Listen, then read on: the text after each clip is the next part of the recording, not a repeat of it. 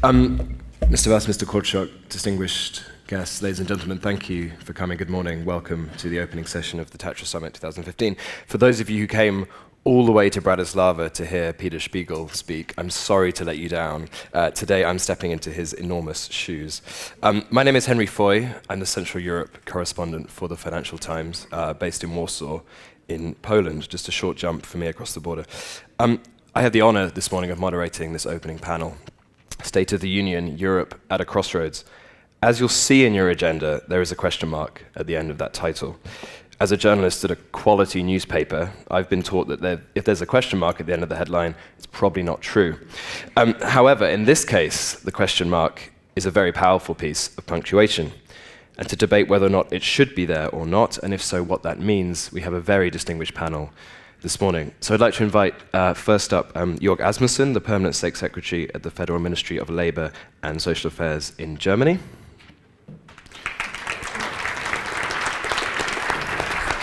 Thank you, Jörg. Yeah, perfect. We'll do alphabetical, that's easier. Joining him is Yves Bertoncini. He's the director of the Jacques Delors Institute in Paris.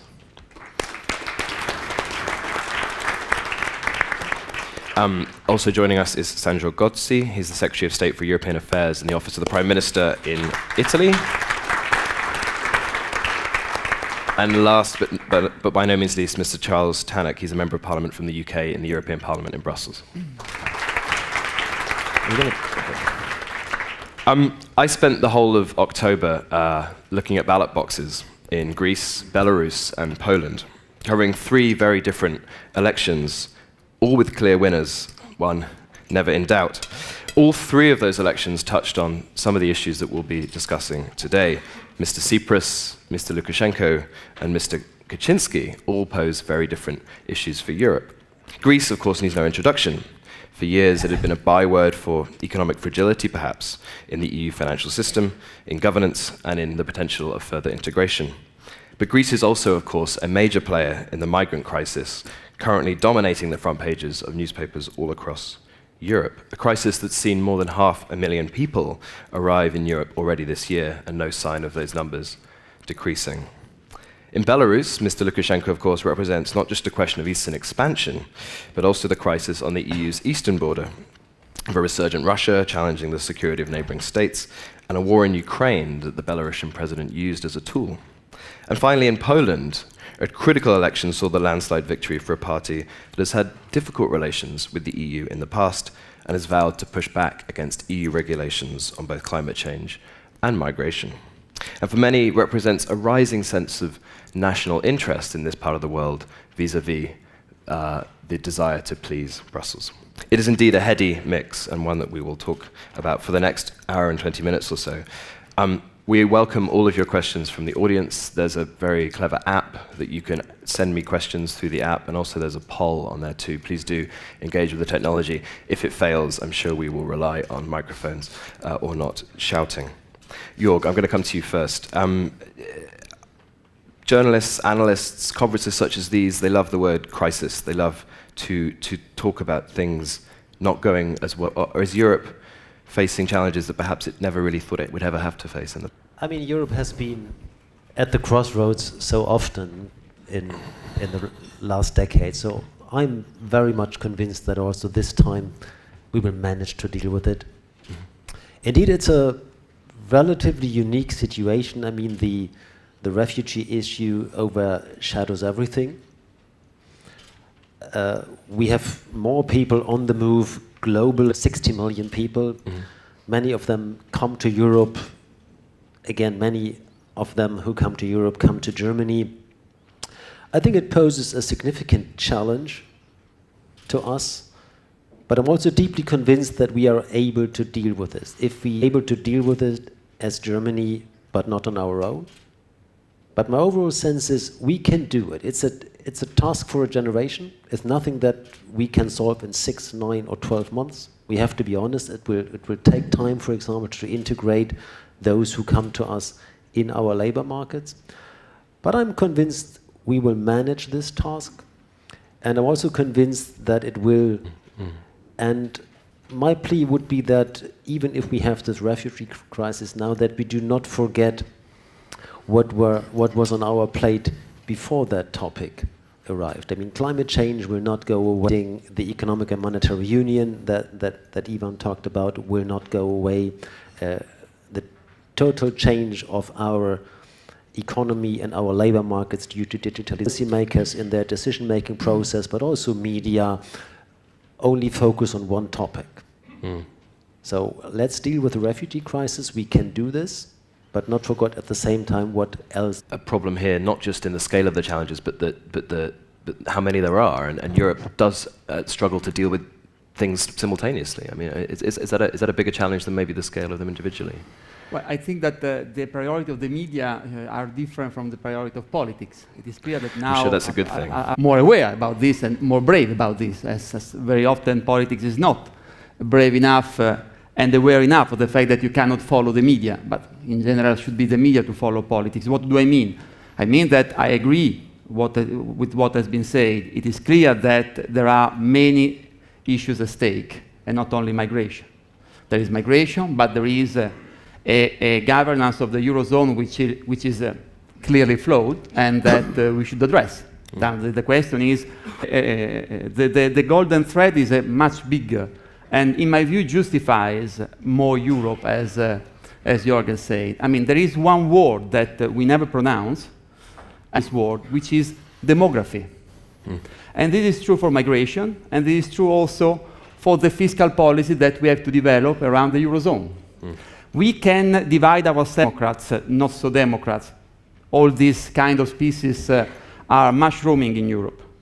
But we cannot divide ourselves about the issue of demography, neither within Europe nor in our relations with a big country like Africa. And the issue of migration is mainly linked to this. Now it is agreed policy. We Italians, since the day number one of the Renzi government, we have been saying what now is common knowledge. It is not enough to have common knowledge, common wisdom. Now we need to implement what has been agreed. Because one thing is to arrive very late, not too late, to a common wisdom, which is the agreement on migration. Another thing is if it is take too much time to implement it, of course. So Europe is giving answer, very late, but is giving answer. But there is this issue. Around this, we have to organize our policy, because demography justifies the value added of Europe, of more Europe.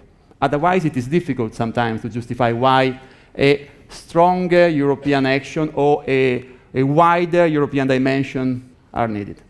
Thank you. Charles, someone that sits in Brussels, sits in the Parliament, do you think there is that common sense of needing to do something, or do you think that Brussels is as divided as ever? Well, as a parliamentarian who has to knock on doors in my home constituency of the United Kingdom, there is a crisis. And there's also a crisis in terms of some of the elite projects like the Eurozone, which have clearly not been fully thought through. And I think there's a loss of confidence at popular level, a sort of almost like a European demos now in the political classes to sort these problems out. And we seem to be stumbling from one crisis to the next. You know, is it Brexit? Now it's the migration. It's defense of the external borders. Have they been properly thought through? And so on. And of course, there's both a wider Europe crisis going on in terms of Russia, Ukraine, stability in the Balkans, an election of an increasingly authoritarian government crisis, in as much as that we face, you know, a situation in the next 18 months or so in which my country could leave the European Union. And if we leave, that it will be a very major destabilizing signal to the whole project, which could rapidly unravel. I mean, already we see in Holland a million signatures going to the national parliament demanding a referendum on the free trade agreement with the Ukraine, which is bizarre. Now, if we see a Brexit, there will be rapidly a demand for a Holland exit as well, and so on. So I think we can't just sort of brush over this as just yet another crisis in which the solution is more Europe, which is what we hear from Mr. Juncker and others. The demographic problem in Italy is very, very acute. I come from a country where there is no demographic problem. We have the problem of our population expanding so rapidly predicted it will hit 70 million people in the next 20 years, from currently 63. When I was a young man, it was 56. It's now 63, hitting 70, largely driven by immigration. And where some of the political classes, particularly less so in Eastern Europe because you don't have the same experiences, is this concept now that social cohesion has gone to the top of the political agenda. So the economic arguments about demographics needing more migration are no longer having the same pull factor with the ordinary voter they may have had in the past when the numbers were much smaller. When you have a situation in Britain where 600,000 people have settled, 1% of the population has settled in the last year alone, this is a very major issue. We can't just brush it aside, and we need to find reasonable solutions. But certainly, I think my country was right in predicting the risks of the euro as a concept, as a single currency. We wish it well as a project. Now we want to make it clear we don't want to be part of it. But we also were not part of the asylum and immigration common policy either, because we also thought this could cause problems in the future. We were very skeptical about Schengen working, although very well intentioned all these projects were. So I think there is a really serious project now, and I think in Brussels, in the Parliament, you get a big split. You get a split between the right wing and the far left, who are very increasingly virulently Eurosceptic. You've got Madame Le Pen standing up saying she wants France to leave the European Union. She's running at 25% in the polls. She may even get through the second round of the presidential election. This has never been witnessed in my lifetime as an MEP. I've been around for 16 years in the European Parliament. And just to sort of paper over the cracks and to say more Europe is a solution, we will somehow weather the storm and it'll all be okay, there are still sunlit uplands up there just over the horizon, is an item of faith. I am very, very concerned about these challenges. The whole issue of Britain leaving the European Union has to be one of the biggest existential challenges to the whole project. There are lots of topics there, and I know that lots of gentlemen, but Yves, let's come to you first. Is there an issue here that Europe's it's losing the trust of the citizens now? It's not just the politicians who are bickering, the citizens are starting to question the project. Is that a more fundamental issue here that puts Europe at this crossroads? Good morning. Yes, you're perfectly right. It's a Europe facing crisis, provoking, yes, disappointments, rejections, not only Euroscepticism, but also Europhobia, and it's a different story. Euroscepticism, you don't like that, but you stay. Europhobia is you hate Europe that much that you go out. It's true for Euro membership, Schengen, and the pressure today, and of course the possible Brexit. I think it's not a love it or leave it dilemma. And I think for the citizens you have mentioned, there are very contradictory reactions. If I take one example, the euro area crisis, there were tensions around the dialectic, more solidarity from the European Union, because it was needed. It was not planned, but it was needed, so bailout. And in compensation, more control. So Europe has lost Slovakia, but I could have maybe had Germany or Finland. It was too much solidarity. So for German citizens, too much solidarity. But of course, for Greek people, for Portuguese people, it was too much control, too much austerity. So Euroscepticism, three types of Euroscepticism.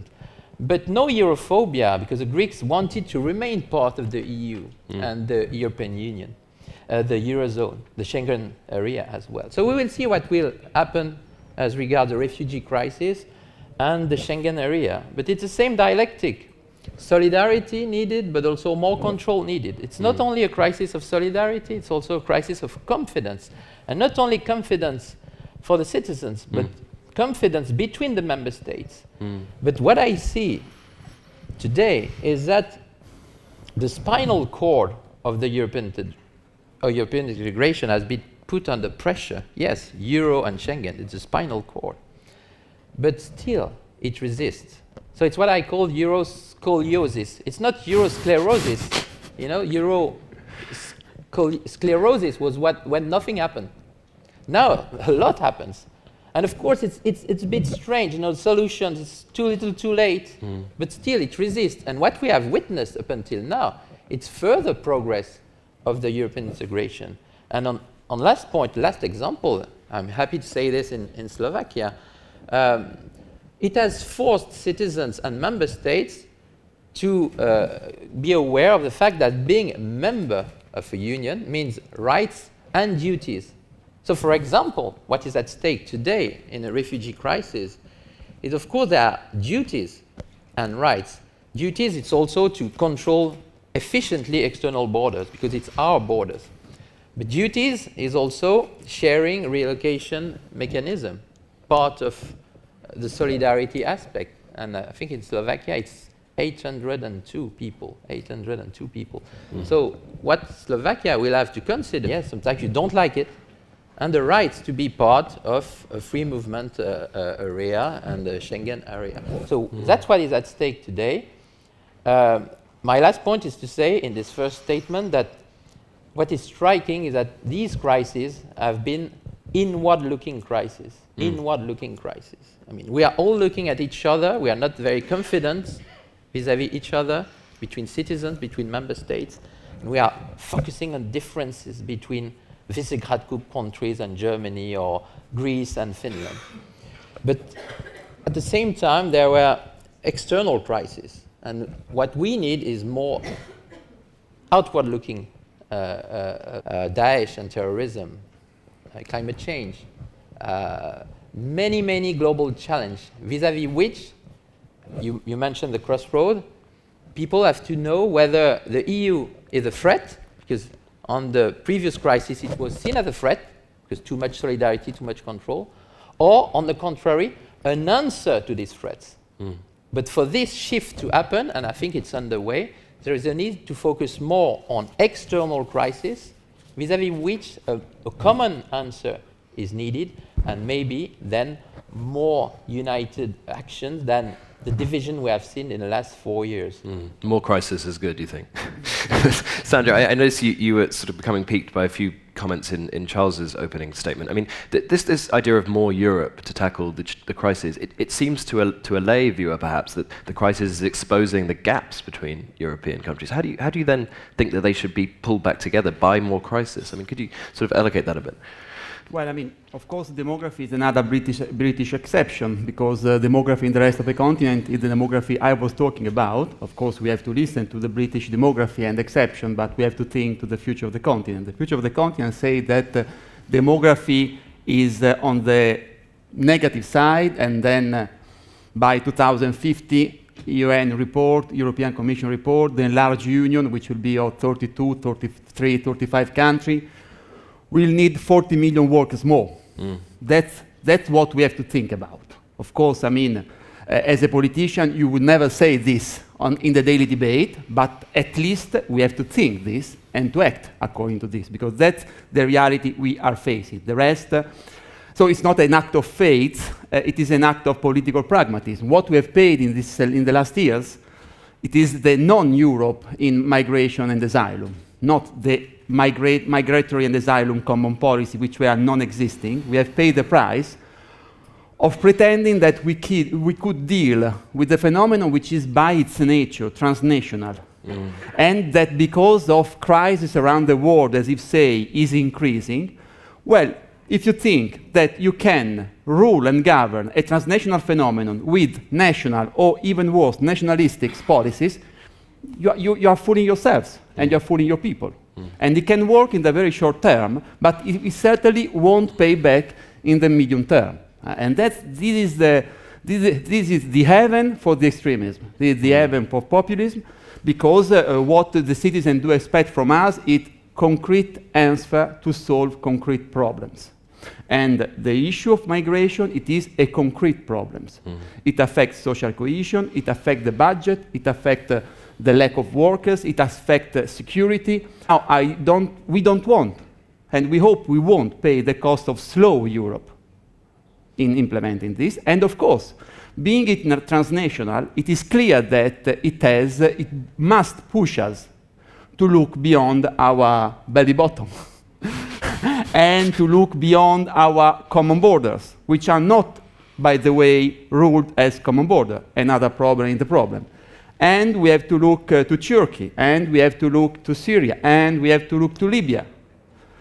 I mean, also, Also on Libya, I mean, it has been, many mistakes have been made on Libya, because making a war without doing to do after the war, it has been a major mistake. And now, today, we are paying we are paying another cost, and those who thought that it was only an Italian cost have been fooled again, because it is clear that this issue requires a stronger European action. So, I mean, it is not a question. I don't like the rhetoric of Europe has been always has always got stronger and bigger and more convincing crisis through crisis, because I think that this is self-complacency, and that it doesn't work. It doesn't work today. But it is clear that we have to be very clear on how we manage the common issues. And the fact that the UK is not in Schengen hasn't helped at all the issue of Calais. Because you got the Calais crisis, and you got the crisis at the border between France and UK, even if UK is not in Schengen. So, I mean, you see the point. Also on this, I want to be very clear, because also you invited us to be very clear. We say in Italy, when you have to make an hard choice, that you are on a tower, and you have to choose what you want to throw out of the tower. Well, for me, I'm positive. I want to throw out of the tower Dublin, because it is obsolete, because it has proven ineffective, because it has proved totally inadequate, because it was conceived in another historical era, and I want to keep Schengen. But not because of an act of faith, but because Schengen is freedom for Europeans. Schengen is the biggest gift that Europe has given to Europeans. And I think that we shouldn't put at stake, but we should take the countermeasures, common border, security on our border, more concrete and effective European action with the country of origin and transit, things we will discuss in La Valletta, and we will discuss after La Valletta, but on which we have to be much more effective. This is the Dublin Agreement. This isn't an advocacy for getting rid of Ireland from the Eurozone. I mean, there is a separate debate on migration, but I do think we should focus on it here as well. I mean, Germany's position has been one of great interest to, I think, a lot of people in Europe. Normally, with these crises, Germany takes a really strong role. It leads the way. A lot of smaller countries says, well, you know, Germany's on it, it's fine, we're going to stand behind. But we've seen a certain amount of insecurity within Germany itself. Has the migrant crisis been almost a watershed crisis for Germany in terms of the EU project and its leadership? Yeah, we got used to the situation that what you just pointed out, that people like to know our views. This is a bit what I'm not so much in favor of. I mean, we need joint European decision-making and solutions. What is different in the current situation, let's call it refugee crisis openly, is, of course, that compared to other crises that we have seen in recent time, may it be the one in Syria or the one in Ukraine or even the crisis that affected some Euro area countries, this crisis is very tangible and visible to Joe Sixpack, to ordinary citizens. Yeah, The Greek debate was more or less confined to politicians, technocrats, bankers, and media. Yeah, you discussed this in the center of Berlin in a kind of spaceship in which we all live and in which we earn our money.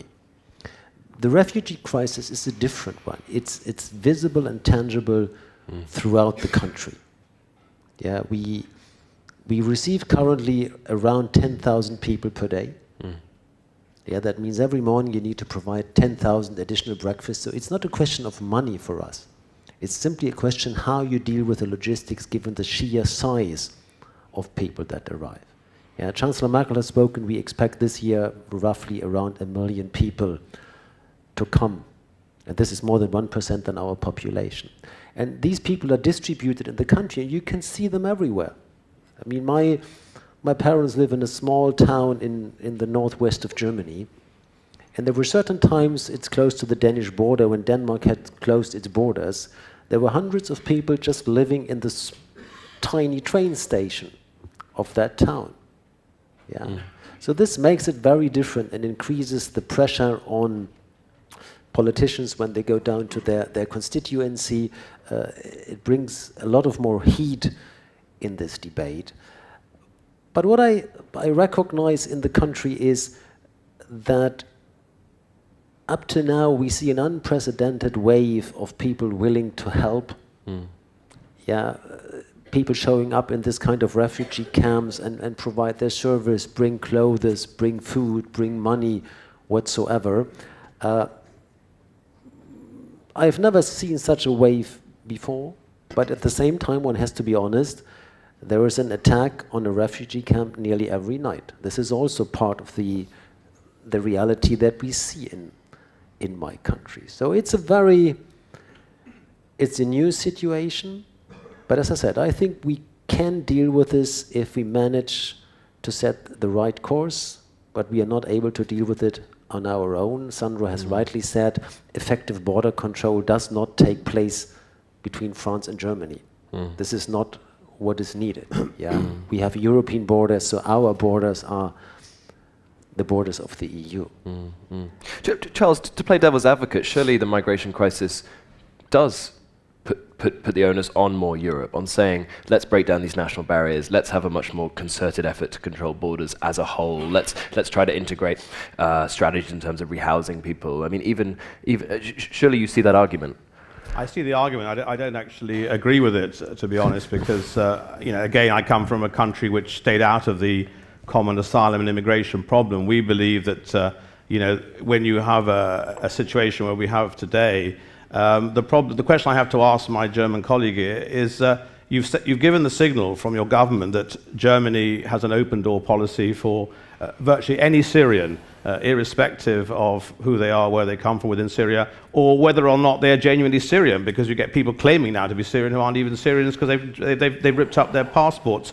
So the numbers are unlimited. There's some 80 million people living in conflict or zones which might be classified in which the states could be persecuting their citizens, and therefore they would fall under the 51 Geneva Convention. We in Europe have tried to maintain the kind of international moral high ground by maintaining this approach of saying that all refugees can come across the whole world, including neighboring countries which don't take them. I mean, how many Syrians have been taken by the Gulf Cooperation Council countries? They share a common language, culture, and religion, but they're taking virtually none at all. And yet they're all heading towards Europe. Understandable. We have a very growing economies, a demographic shrinking problem. We have a generous social security system. But the numbers are unlimited. 1 million this year. What happens if there's another 1 million or 2 next year and the following year? My worry is that this is going to be a gift to the far right, a gift to Eurosceptics or Europhobics, as you call them. In Britain, a Eurosceptic is somebody who wants to leave the European Union, by the way. You call it a phobic. And I don't see an end to this, how you can easily manage it, I'm afraid, under the existing arrangements that we have with, Schengen, full adherence and a liberal interpretation to the 51 Convention, and, conflict zones all over the place and increasing problems in Nigeria, Sub-Saharan Africa, the Middle East, and so on. I mean, people are coming from Pakistan, people are coming from Nigeria, they're coming from Eritrea, they're coming from Afghanistan, even though we have we lost thousands of our soldiers trying to re-establish peace and security in Afghanistan. I think that unless we send a very strong signal that we cannot have an open door policy, that this is a global issue that needs to be addressed at a global level, Europe will be under enormous pressure. And I fear for the rise of the far right, victories for parties like Le Pen's, and you have the Lega in Italy. You see some of the things they say in the European Parliament. You have the Swedish Democrats. All sorts of Eurosceptics and far rightists getting together and saying enough is enough, and we need to start to have fortress national borders, not let alone the external border. And I worry for the consequences. And I know it's very well intentioned, the German attitude, the chancellors, but as Mr. Orban said, from next door Hungary, we don't want to be have a multicultural agenda imposed on us from Brussels. These are very delicate sovereign issues to nation member states. I'm not sure whether you can impose quotas on countries which are unwilling to take them.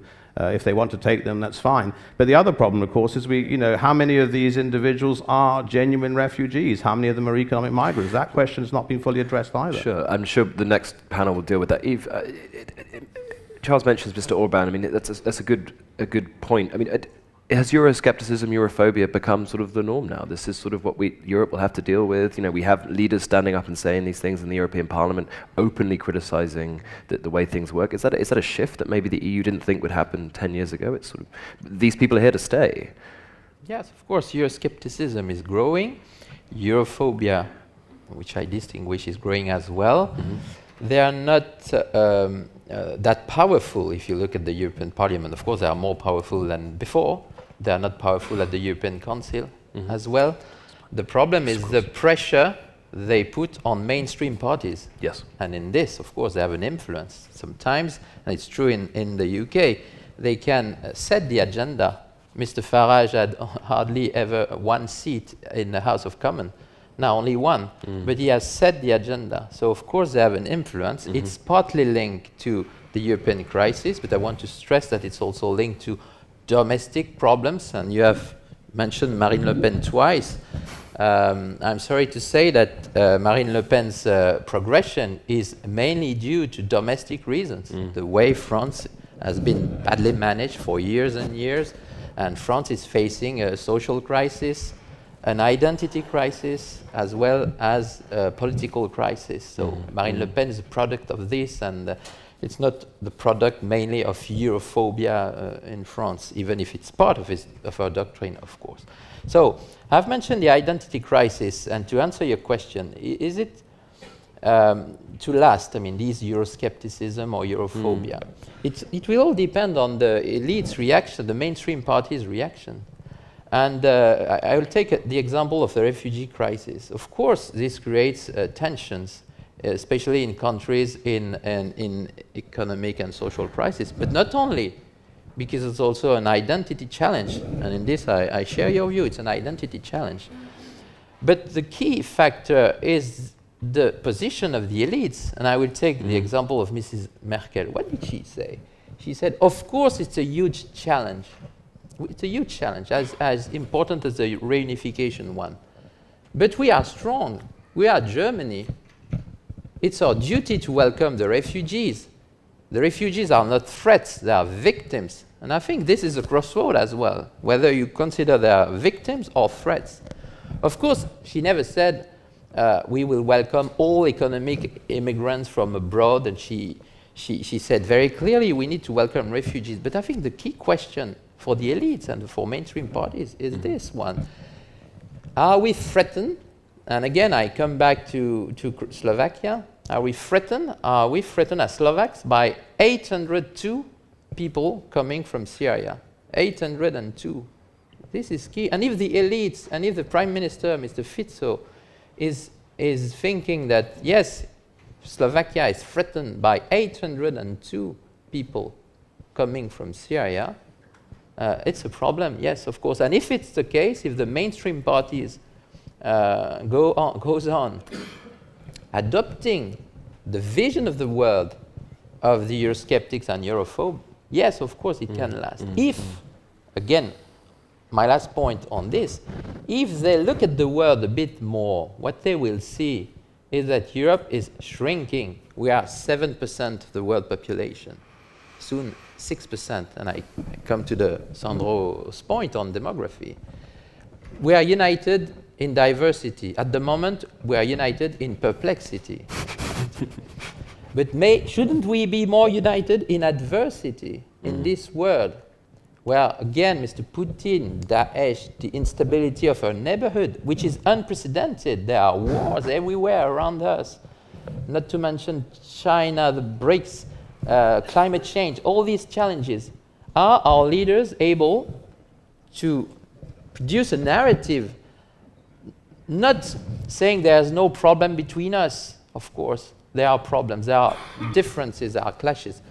But the main agenda for Europeans, now that they are united again, is to look at the world and to see if, facing this common challenge, more common solutions are needed. My answer is yes, but I mean, the main answers to be given are from politicians. You're going to give you an opportunity to respond to Charles, but also in your answer, if you could touch on that point. I mean, how do leaders, mainstream parties, people like Mrs. Merkel, but others, use these crises to their advantage, to sort of continue to advance the European project rather than admit defeat? Yes, I think I want to clarify a bit what is our stance on the issue. I mean, first, and this is totally out of any question, we will defend the free movement of people inside the EU. This is one of the greatest achievements that we have in this continent. Yeah, that you can freely move, work, study, whatsoever. And that if you come from France or from Sweden to Germany, if you come from Poland or Slovakia, that you are not considered as a foreigner, but as an EU citizen. This is a thing that we will always defend as German government. Then when it comes to people from so-called third countries, non-EU member states, this is also relatively clear. Our legal provisions all say they can come given the needs of our labor market. And then it trickles down to all the instruments, you know, the EU blue card or whatsoever. But this is driven by the need from our labor market. And then there is one exception. This is the right for political asylum. Yeah, this is laid down in our constitution, given our history.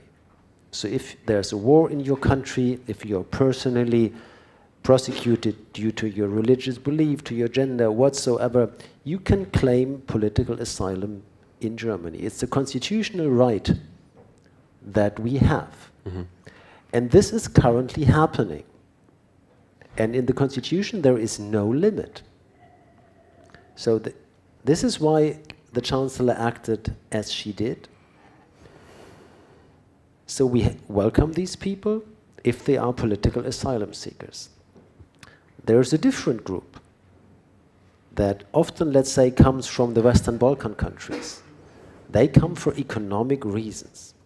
I can understand this if you are 25 and live in Kosovo or in Macedonia, that you say, I have a better perspective somewhere else. But you're not in a position to claim political asylum. So we must be honest to this kind of people. We understand your reasoning, but not all of you can stay. Yeah, we have improved the legal labor migration from the Western Balkans, but this is not a question of political asylum. What political leaders need to do now is to support action, I think, on 3 different layers.